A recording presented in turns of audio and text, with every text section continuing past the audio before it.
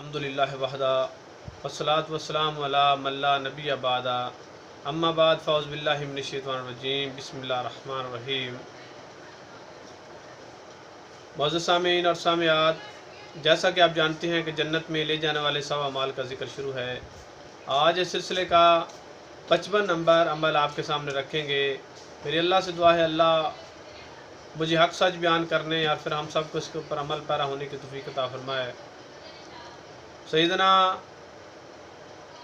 अबू हुरैरा रज़ियल्लाहु ताला अन्हु से रिवायत है, वो बयान करते हैं कि हम रसूलुल्लाह सल्लल्लाहु अलैहि वसल्लम के साथ थे। सैयदना बिलाल रज़ियल्लाहु ताला अन्हु वो उठे और उन्होंने अज़ान कही, और जब उन्होंने अज़ान ख़त्म कर ली, खामोश हो गए, तो रसूल सल्लल्लाहु अलैहि वसल्लम ने फरमाया, जिसने इस मुअज़्ज़िन की तरह कहा वो बंदा जन्नत के अंदर दाखिल होगा। इस हदीस को सही मुस्लिम के अंदर 384 नंबर के ऊपर दर्ज किया गया है।